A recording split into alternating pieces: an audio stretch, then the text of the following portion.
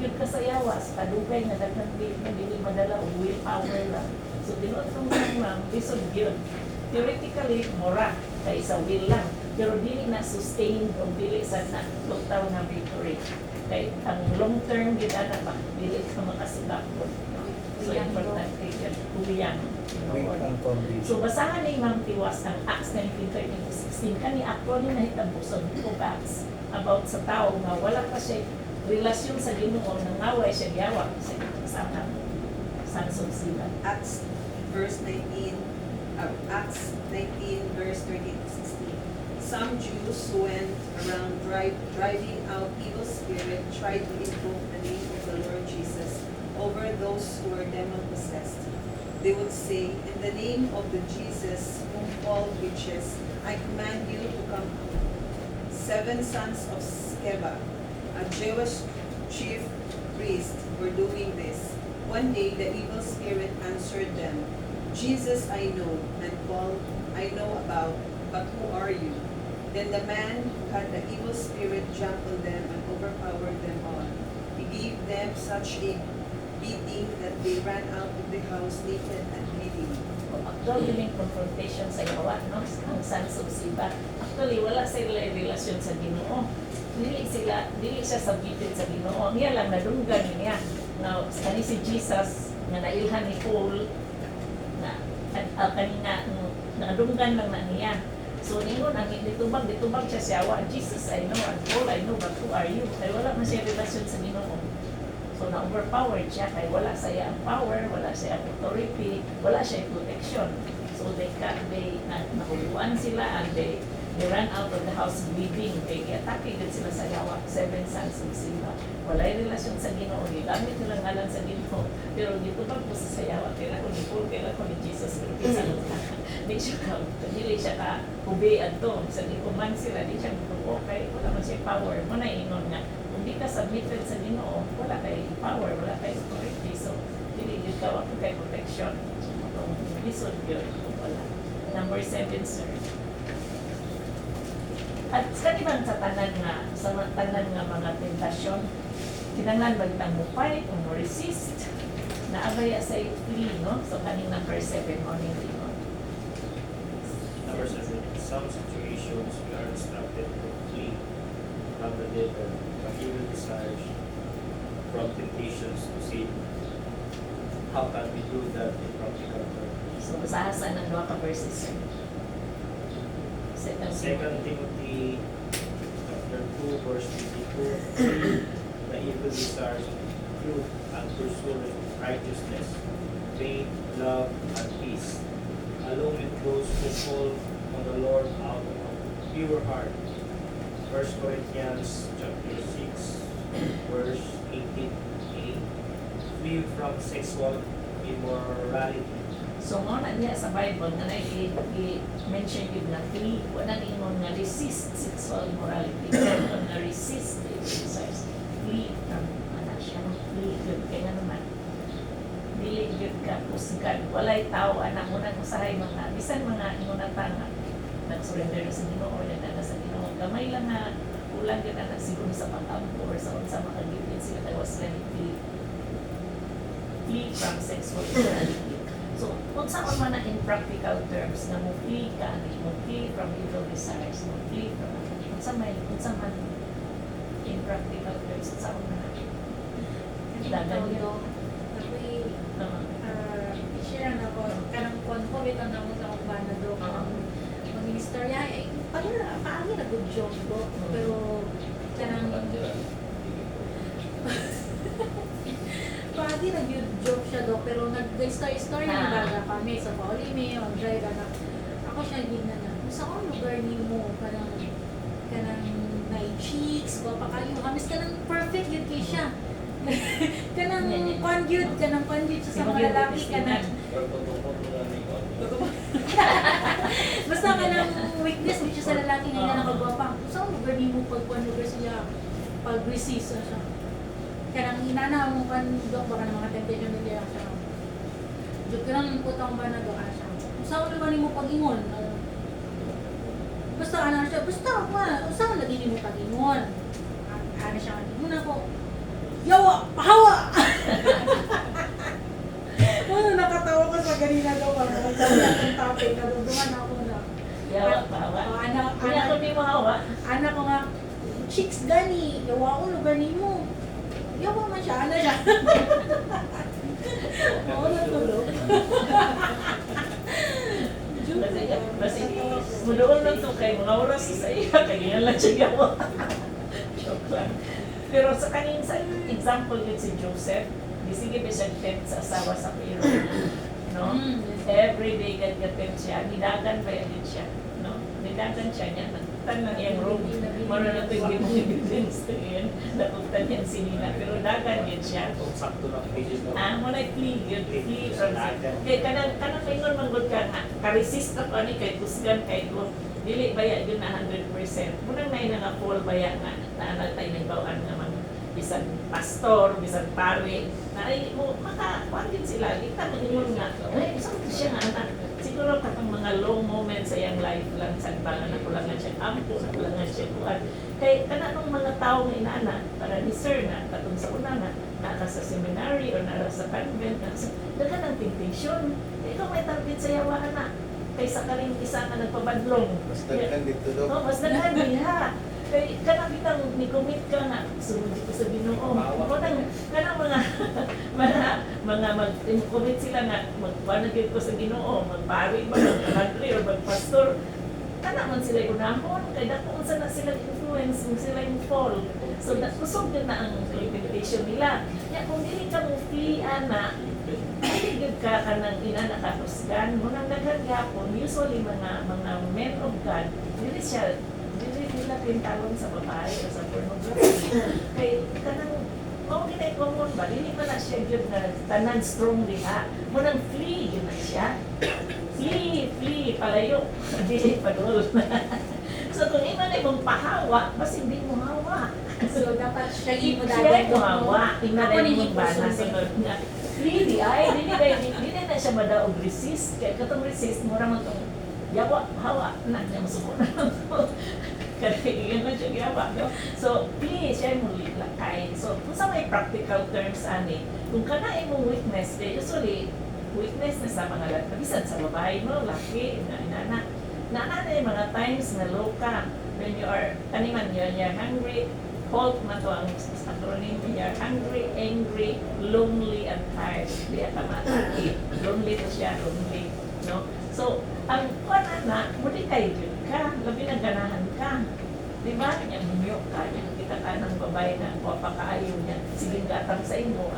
Ang ginaglahi, di ba? Mag-change ka lifestyle, ginani mong lifestyle. Hindi mo na ako, na, yun nila. Ikaw muli kayo. Inay yung pana. Di ko Kaya lang kailangan nga approach sana daw. Ganang, kaya ang mga yawa mong karon daw mga ang evil thought karon.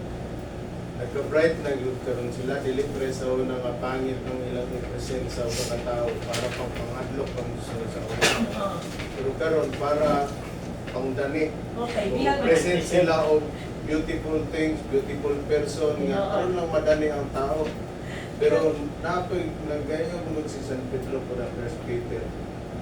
It's stay sober and alert. The devil is rolling like a roaring lion, looking for someone to devour. Resist him, solid in your faith. Resist, synonym is you stop, you fight against the evil one. So instead nga muhawa lang ka, kay pagpahawa ka mong gagawin mo, it's a sign of defeat. So when you talk to the devil, like what Jesus did, kung mag-present ang demonyo na nga, mauna itong buhaton, nindot kaya itong buhaton, so paminawan mo, pero i-present mo, imuhang kontrahon niyang istorya, pinagi sa istorya pag-maayo about God, about Jesus, until such time nga muhawa na muana man sila gusto kawa na yung bisitahan yung anak ko niya so sila mo'y muhawa sa imo tinol na sir sa mga dili sexual things kaya hindi man ganda sa Bible, no? Pero kanang uban resist ka, pero dili na kanang magong time nga timing lahi na sa enemy, diba sad siya sa timing Sa Isuduhan weakness ko nimo. kaniya. Sa weakness nimo. Na imong weakness gyud diha sa lust of the flesh. Imong weakness diha sa sex. Imong weakness diha sa kanang kung lonely ka, mangita ka na. So diha sa katakihon. Kung ana na time, luya ka, lisod ka na, resist dayon. So play usa. Later siguro imo na padagang word of God, na. Pero kanang time na low imo kuan, ayaw sa pagkuan, ayaw sa pagdasdas. Kuan sa flee, flee mo nang flee gyud si bisan si Joseph ni flee kay dito niya madala ang word of God. Ningon na siya nga tanan i-entrust na sa ako sa imong bana. Dili ko gusto kung makasala sa Ginoo nga hasta ikaw ako nga lahi tanan yata sa bana. So i-flee gyud siya. Tinuod na kang sir na ano tayo masuduhan. Kana gyud ang pag-resist nimo sa uban na temptation sa uban, pero kung kanang sexual ko ay lisod yun na siya. So, Lisod kung kay labi na kung kanang time nakatong pili, di pa sana mong pili ang yawa o kanang strong kay ka. Dibaw sana siya manaymin, dibaw sana siya sa imong weakness. So kana, klaro na na mo nga weakness, gawas di mong strong kay ka diha, diretsyo na ka mga word of God. Pero kung weakness na nimo at the time sad nga low in imong resistance anak tungod kay tired ka or lonely ka, no, so hurting ka or discouraged ka, lisod ka na people nag-feel usa, pero pwede lang din mo balikan. Di mo ba nang pananagulugan na dahil hindi na makita yung mga pero hindi na Pero ana, doktora, you have to be aware of your weakness. tana, yun ang answer. Kailangan mo aware ka sa iyong Oo. weakness kay otherwise ang yawa magsige lang provide nimo Oo. something good for you para sa imong weakness pero Yeah, at the wala end of ba the day may- kung nakasala na dahil ka to Wala rin pa kung pangit. Lamig yun na siya, gwapa, gwapo, o lamian. Ay, alam itong, yung munang pingwito ng isda, hindi mo nagpaon. Ka naman paborito sa isda. So, inanasan ang pingwito niya sa iyo. Tinuot na, tutong nakuha ng verse ni mo, sir, na ang yawa, nag-roar, mura siya roaring lion, nag-what yun sa iyo.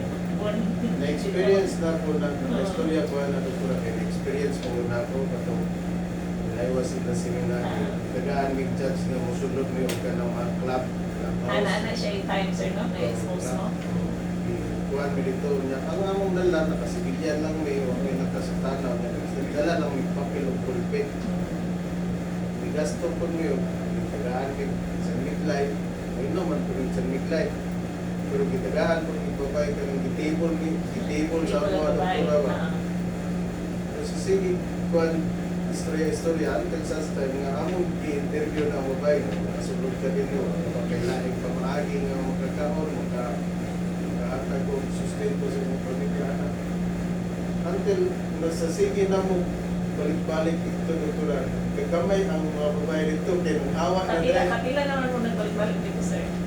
try siguro 4 times Times. Nito to ila kay ready sila. Kay bawal sila na i-expose sila ani. Kanang aware ka ba nga weak ka, unruly ka. Ya, kalit lang nagto na. Kato sila ready kay nanabot sila igor mo pare no. So kato dito ready sila na ipulpin papel. Murag uban pa sundalo.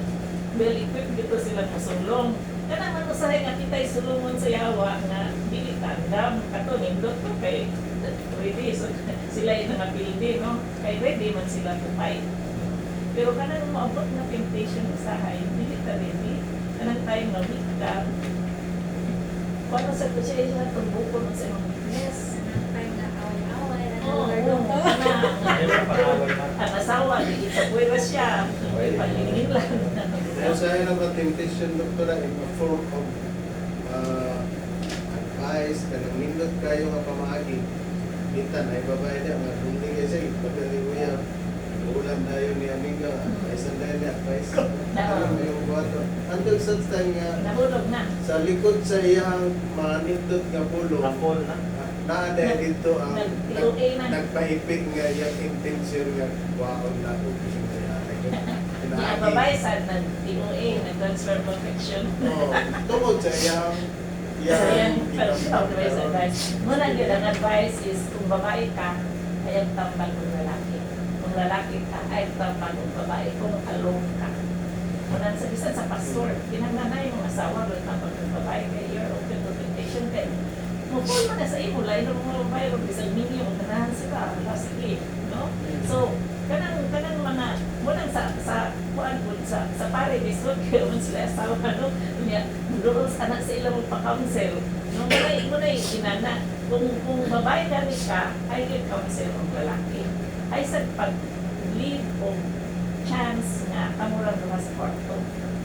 Kung kwarto man gani na kay di-advise ang paglihin ng puntahan kung dili magpapuyod yung kanong wife or lain na babae. Maugin na siya, pinakasli. No? Kay sa kanabiyang naamang karon na bago pa na sila pa niya kanang husband kay naadin siya tawagan kay ingon ang asawa tawagan niya kay diyang advisean nga mobalik sa Ginoo kay sa una ko na babae ko na nagbyuda. Kanya, siyempre, byuda, di na ikuan. Ako din bagyo na yung bana. Ayaw siya pagkaunsilaan na ha. Na ako din binan. Kaya ayaw pagkaunsilaan ng byuda. Nangita pa na siya niya. Ikaw, binahan kayo siya nimo. Kaya magkik na mong counsel. Ako din magkatayon na. Huwag yung pamilya. Muto ang asawa na nimo. Ako din doon. Sabi mo na ko kayo.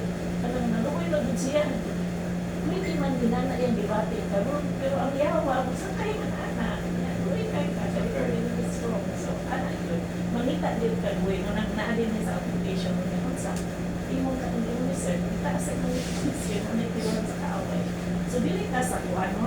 Si Jesus, what is example of confrontation? Good number 8, sir. Jesus was also tempted by the people in the wilderness. In Matthew 4:1-11, how was Jesus able to resist the evil's temptation? Okay, Matthew 5. Matthew 4:1-11, then Jesus was led by the Spirit into the wilderness to be tempted of the devil. After fasting 40 days and 40 nights, he was hungry. The tempter came to him and said, "If you are the Son of God, tell these stones to become bread."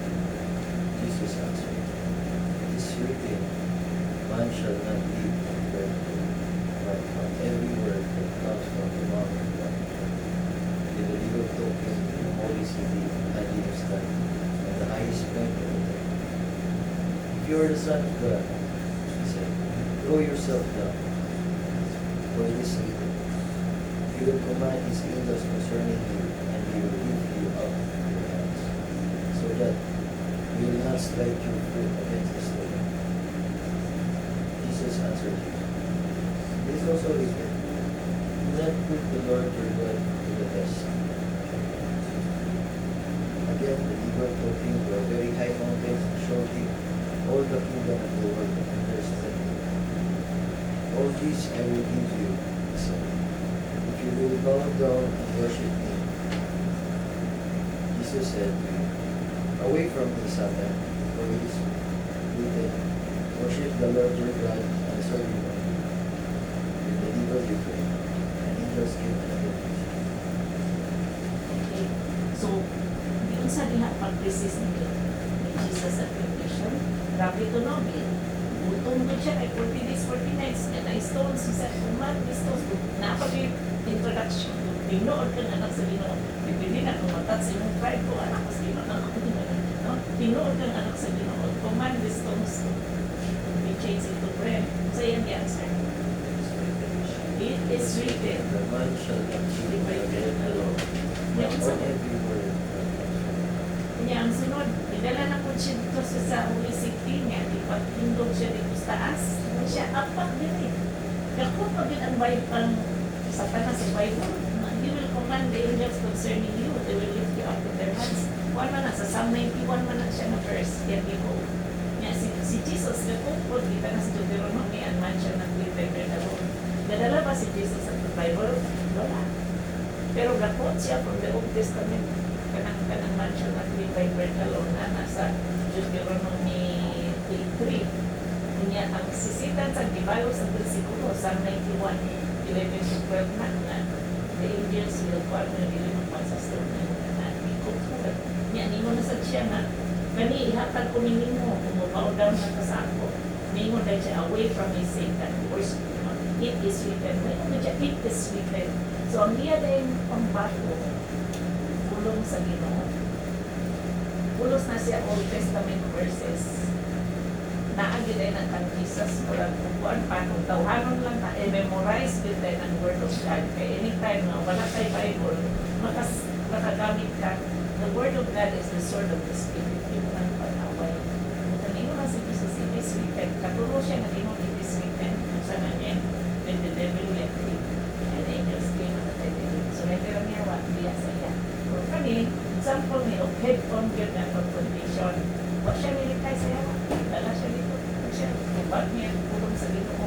So naagyon. And si Jesus kami, was man siya, 100% man, 100% God.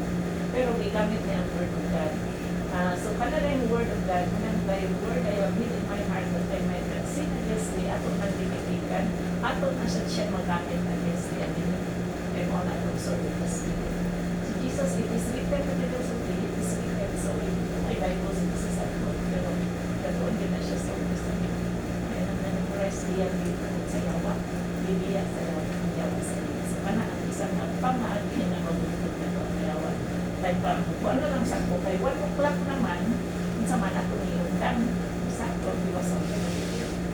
Kaya ako, kung sa may inyong choice, pwede na diwasan. Kaya ako, kung pa mong day 1, nag-live. Medyo na na. Wala pa mang day 1. Kami lang nag-live eh. Hindi ka manalay. So, worship the Lord your God. Yan dito ba? Siya doon nagput, delikad, test. Siya na siya. Ingon siya na. Kana, man siya nagputay. So, tulog ka verses yan. Isa ko sa yata. So, nindot yun ay na magpunta sa puno sa Ginoo. Pwede na ipagbatok sa kaaway. Pwede na nyo ang memorize.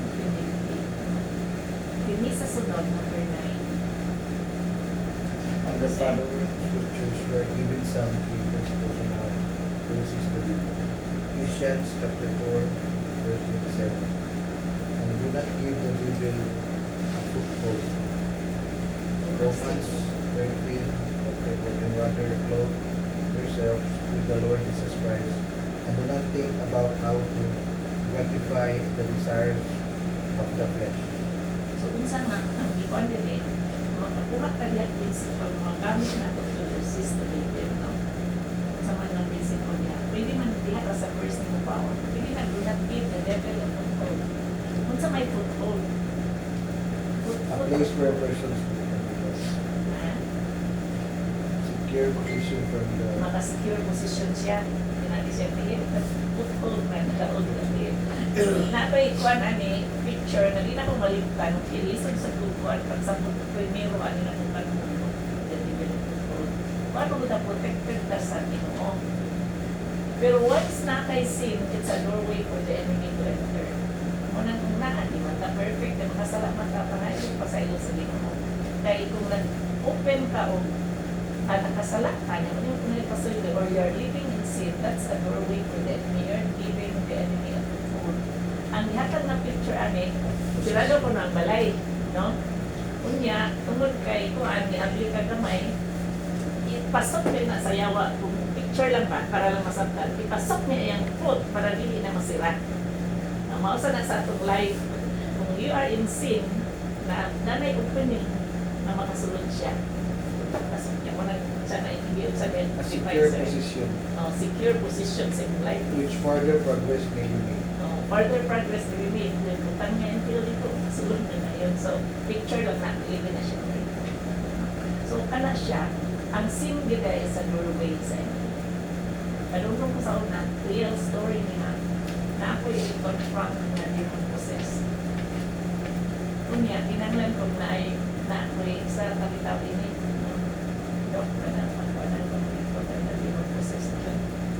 So, ano gani, tinanglan, one ka nga, you're not harboring sin.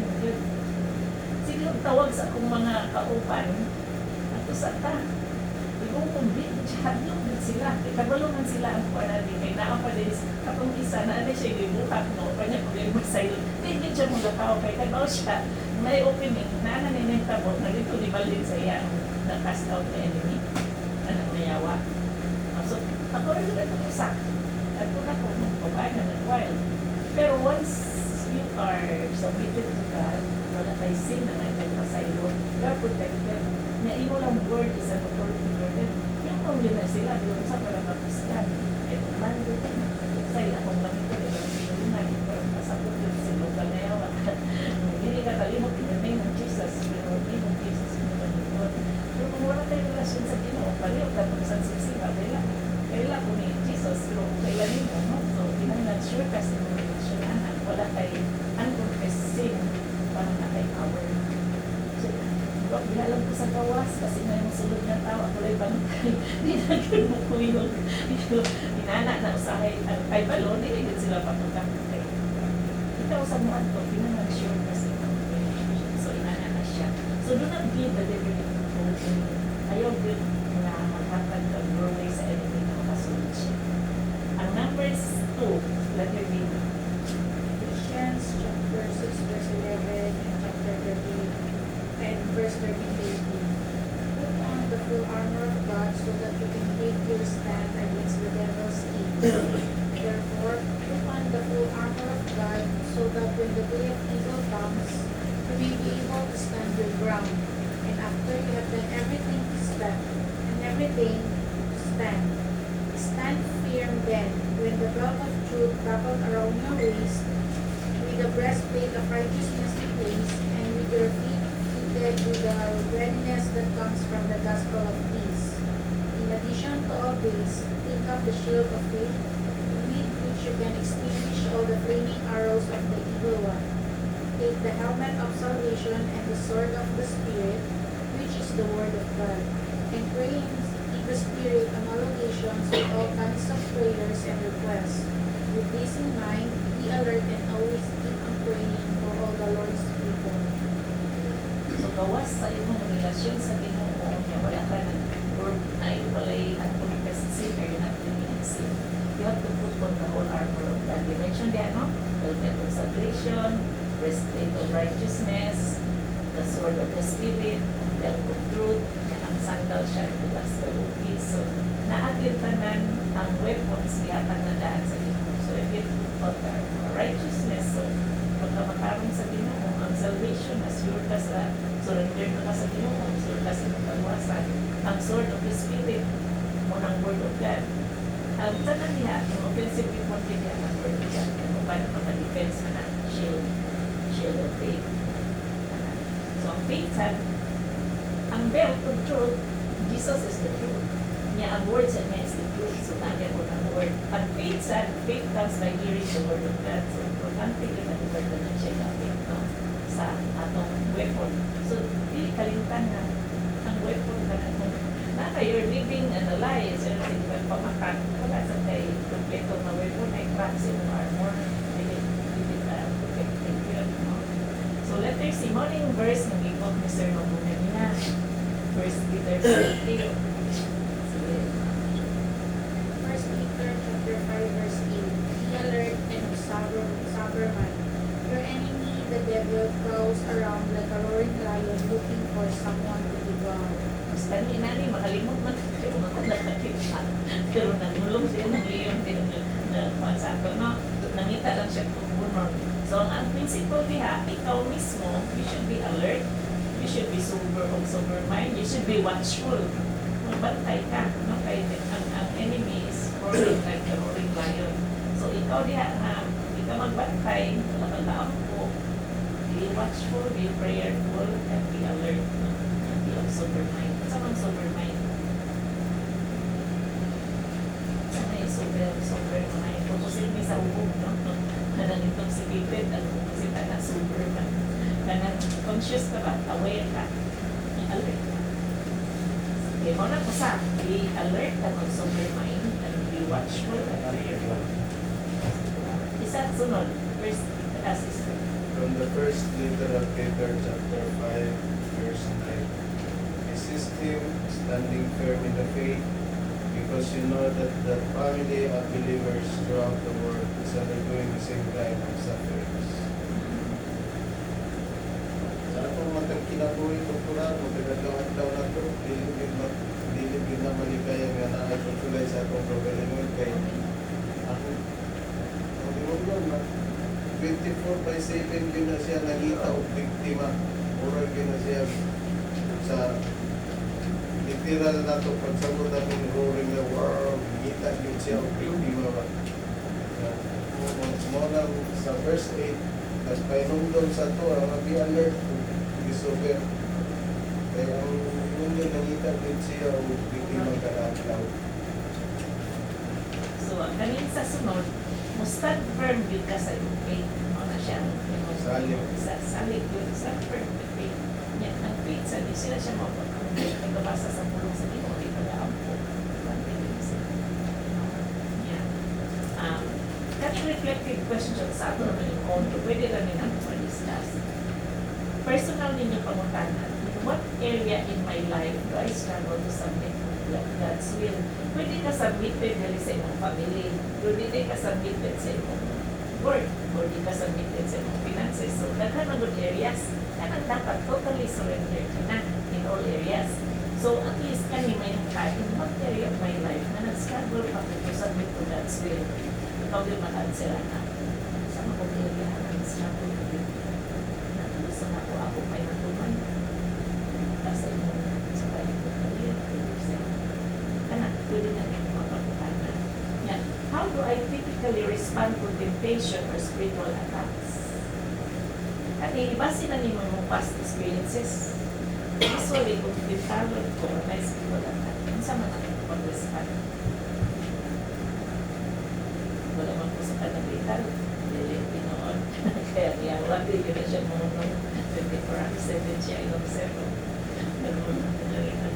So, kanang diha, makita nimo usual, kung sa usual nimo temptation, kung sa imong weakness, kung yung makita kung sa imong weakness, kung sa ulit mo usually respond, diha ka mo improve, diha, dapat hindi kung napilindi ko ano, kay nani ang dibuhat. So, makalearn ka from your experiences. Kung wala, kay experience, I'm sure na aman, kay balusag ka mismo, asa ka dapit, wait, hindi mo makalulog. Kaya ba naman taas tayo usually patintalo kung gano'n sa tayo usually mabot. Ano ba alam mo gusto ko? Bigay ko alam mo sa kanina-kanina. Kaya na dayon, sa uman ako din pag-control. Sa uman na hindi ko bigyan sa uman na. Ikaw mas na maka-ano sa galing mo. Kung sa'yo common tactics na gamit sa kaaway ko, tempt you. Kung sa uman yung pag-prepare.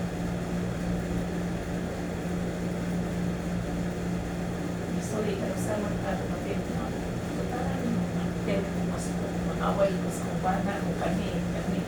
So, nanagit kay, di ba ka namin yung kausa na, kung sa'yo gamiton sa yawa to arouse your anger or to kuhati na na. Bisa sa mga lalaki, na ang diniisahay, na ang babae na nasamok-samok sa ako. Si victim sa ako. So, unsa man ako pag-prepare na ma-resist, di ba ni? So, pwedeng mag-change kasi mo lifestyle, mag-change kasi mo agyanan, o unsa ba yun like-change na makaligay? Ayaw, i-change na panuol. Ito pala yung mag-change, mag-change sa mag-change sa time, kaya mag-fix na, or mag-change ka number. So, application questions. What is one area of my life where I need to submit to God's will? Wala na siya, relation na nila sa sa previous na question. Ikaw may mangita, kung saan area sa life na need to mag-submit. Number 2, how can I prepare myself to resist devil's temptation? Spiritual disciplines can I practice to strengthen my resistance? Sa may spiritual disciplines, mauni siya ang prayer, mauni siya ang reading the Word of God, maka-increase din na sa imong resistance. Nakabantay mo nga kulang mo basa sa Bible o wala na nakabasa o nakabunupong verse. Mas luya ka, mas dalit ka masuko, mas dalit ka mapintal, mas dalit ka. To prepare yourself, increase mo yung time with God sa prayer, sa word Nya ang isa gid ani kanang namin na kay accountability partner.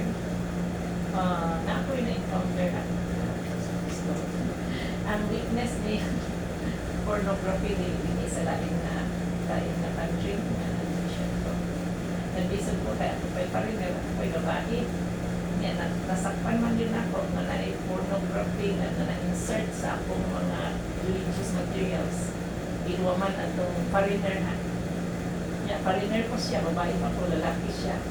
Kinahanglan ako siya ma-expose kay kanang madamay ko itong i-project ko niya dito niya. Tuwa dito ang pornography. So ako siya isumbong siya ng decide yan pwede.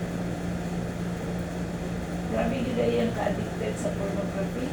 Hadlok siya makitaan sa dito niya ditago. So nagikuha niya from the Filipinos na materials pa kay kami nagalaw training. Dito niya na-insert niya. Ako nung nagikuha kay gusto man ko siya translation sa Indonesian. Ako nagikuha, nasakpan ako dito. Isumpong din ako siya, pero lalaki akong pinagawa.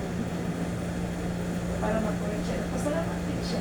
Kaya na-addict na nila, ito siya. Pero gusto siya nung yung mga pinagtago-tago niya na hindi makikita dito sa mga materials na nagpapagpapagawa. So isa na siya na kay dapat na kay accountability partner. Ako siyang gamer, wala kayo ka na masubungan o wala kayo mga ipana. Dapat na, kaya kita mo yung close friend na gabi. Lisod yung ka na nga vice baron, nakaka-isyo, gusto nyo nagtatamo. Gusto kong maundang ni, pwede kong tawa kong partner ito mag-check sa ako. Mag-share ko sa iyo kung may gusto mo mag-ay. Na siya, ay makatawag. Manay-tawag-tawag ng partner. Ay mong masiran sa imong struggles, mag-advise sa imo, kung mag-check sa imo, na napakad, so kato siya kung may nurse, hindi siya kung nag-follow up sa iyo, until fulfill na siya. Disiplina siya, suspend siya, di anak. Pero nagtulong siya sa akin. Pag-form na kayo natin, nagpasalamat siya. Kaya na naka-deliver din siya at mga addiction sa world. Ay, yung anak niya, di wala sila kasintihan. Ay, maulaw sila. Nasaktan mo siya, expose mo sila siya para magkabata. Pero dapat na i-accountability partner mo siya. Hindi lang siya lang. Ay, mapit na sa ang yawa di man niya dialogue mo undang. So, what are some of the ways I can free from the devil in my life? Isa ni avoiding me mo mga compromising situations lagi na opposite sex. Pwede na patulang di ba? Pwede na nag-counsel ka ng opposite sex.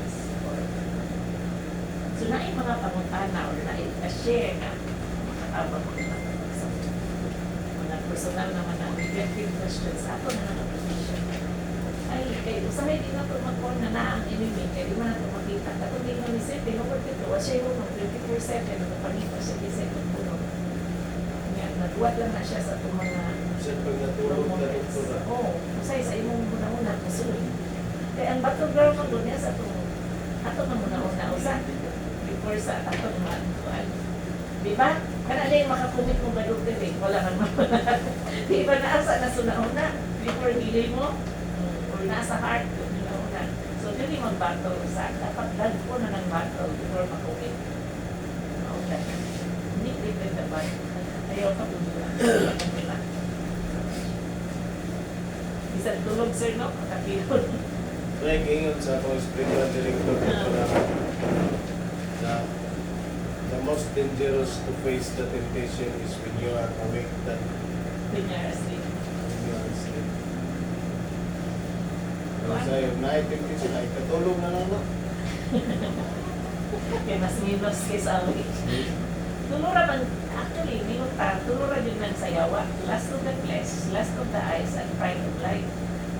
Last of the flesh, last of the eyes, and may ipog. Pride of life. Balik-balik lang na. So, di na kay bright ang yawa. Balik-balik lang na. Lain-lain lang rapper, yung education. Lain-lain pamaagi mo lang buwan pa. Bake pa na lalay siya. Tsura. Pero dito, di na siya.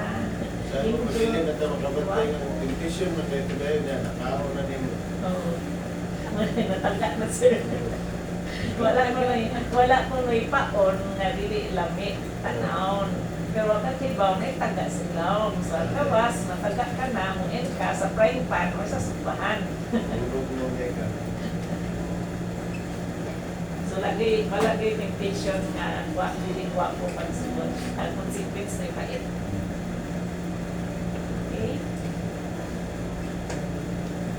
Nay pangutana. So kaya na nato na ang roaring lion kay pagtay na matupo. Naagay ko hindi ka mo pee, pero hindi ka mo balik, pero kanang handang na. Strong na. Away na yan. Awayon.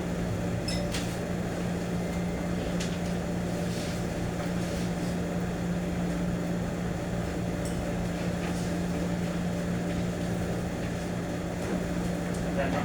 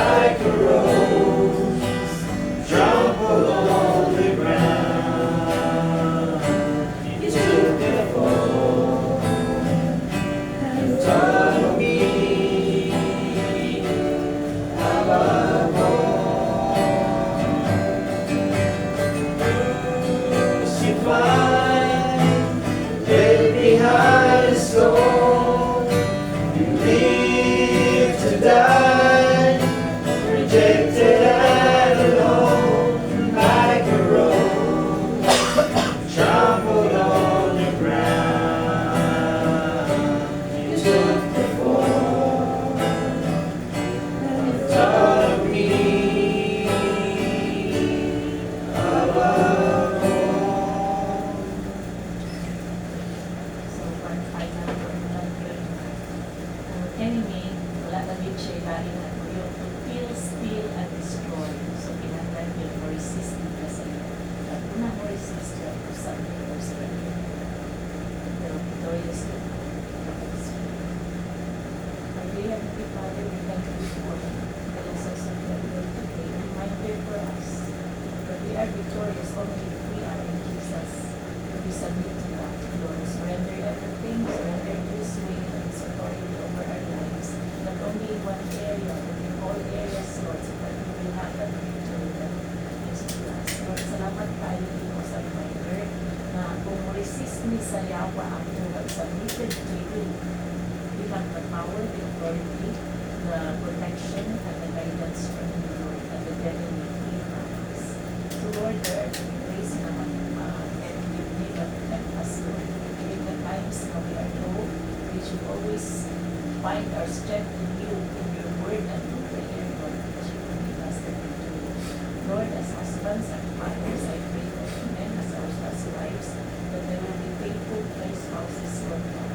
I pray, Lord, that they will, during times na loaded, Lord, they should flee from any temptation, Lord God, that they can resist later because they find strength in you. Share the word, Lord God, which is the sword of the Spirit. So, salamat kayo po sa reminder. I pray, Lord, for strength for everyone and protection from, not only from evil men, but also from evil spirits. I pray, Lord, that you will always have that discipline with Lord to commune with you in prayer, to read your word, to meditate on your word. Kaya maura din ni ang word pa na tungkol na mo ang kaaway mo. And pati kayo ang build us. Stand firm in faith, to be watchful, prayerful, and be alert, and be aware that the very messages around like a roaring lion is waiting for someone to be devoured, Lord. And so help us to be vigilant always, pray, to be alert, to be sober-minded, and also that we wouldn't give him a foothold in our lives. We wouldn't give him an opportunity na maka-enter sa ating life, Lord. So, hindi man be perfect, there's times that we commit sin, but help us to be as much as possible, hindi avoid sin, but ever makakommit of sin. We should repent of it, believe the Bible, and should ask forgiveness for us to be connected always with the evil one. So Lord, I pray for each and every one, for each and every family. Strengthen them, Lord, with the power of your might. And I pray that the Holy Spirit will be always upon them. I pray for the husbands, the fathers, that they will be vigilant and that they will be able to Lord.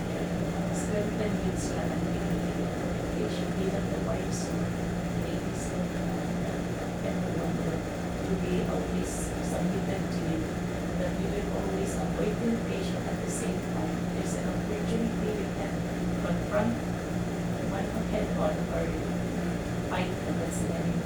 Using your name, using the blood of Jesus, and using the weapons that are provided for us. Salamat kayo, Lord, sa participation of each one. And I pray for your protection, your blessing, your guidance upon each and every one, including their families, Lord. We give you praise, glory, and honor in Jesus' name. Amen.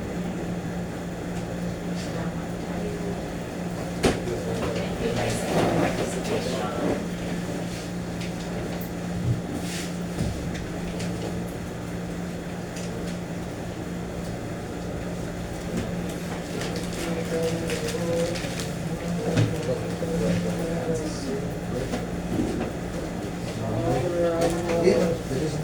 Praise to the King.